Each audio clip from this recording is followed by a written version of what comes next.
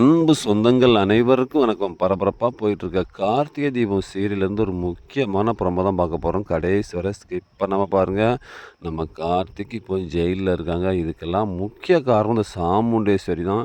ஏன்னா சந்திராவோட பிளான் நம்ம சாமுண்டேஸ்வரிக்கு தெரியவே தெரியாது. தெரிஞ்சாத அளவுக்கு நம்ம சந்திரா பிளான் பண்ணி நல்லாவே பிளான் பண்ணிட்டாங்க.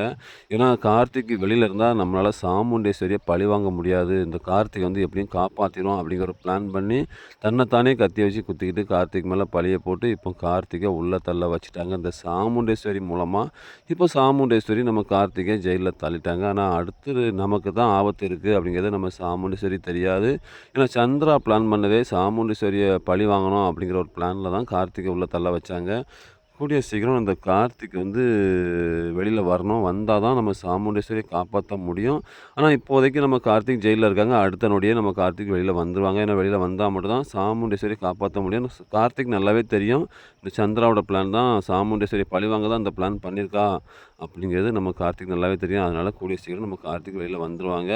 வந்ததுக்கப்புறம் கார்த்திக் வந்து சந்திரா யார் அப்படிங்கிறத கண்டிப்பாக சாமுண்டேஸ்வரிகிட்ட நிரூபித்ததுக்கப்புறம் தான் கார்த்திகை சாமுண்டேஸ்வரி நம்புவாங்க. அதுக்கு முன்னாடி நம்பவே மாட்டாங்க. ஏன்னா தன்னோட தங்கச்சி நல்லவா அப்படின்னு நினச்சிட்டு இருக்காங்க இந்த சாமுண்டீஸ்வரி.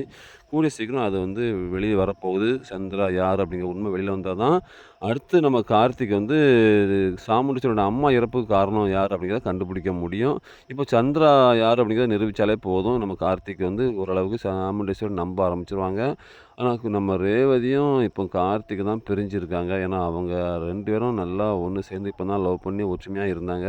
அவங்க 2 பேரும் பிரிஞ்சு இருக்கிறது நமக்கு ரொம்ப ரொம்ப கஷ்டமாகவே இருக்குது. ஏன்னா நம்ம ரேவதிக்கு வந்து ஒரு எப்போவுமே நம்ம ரேவதிக்கு வந்து கஷ்டம்தான். ஏன்னா ஆரம்பத்துலேருந்து நம்ம ரேவதி வந்து கஷ்டப்பட்டு தான் இருக்காங்க. கொஞ்ச நாள் சந்தோஷமாக இருந்தாங்க கார்த்திக்கோட.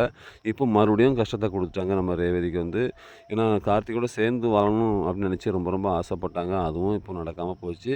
இப்போ நம்ம கார்த்திக்கும் ரேவதியும் ஒன்று சேர்ந்தால் தான் நமக்கு கொஞ்சம் சந்தோஷமாகவும் இருக்கும். ஆனால் இப்போ நம்ம கார்த்திக்கை விட்டு ரேவதி பிரிஞ்சு இருக்கிறனால கொஞ்சம் கஷ்டம்தான். ஆனால் இப்போ நம்ம கார்த்திக் வந்து கூடிய சீக்கிரம் சந்திரா யார் அப்படிங்கிறத நிரூபித்ததுக்கப்புறம் கண்டிப்பாக ரேவதி கூட நம்ம கார்த்திக் சேர்ந்து வாழ ஆரம்பிப்பாங்க. சாமுண்டேஸ்வரியை அதுக்கு ஒத்துப்பாங்க.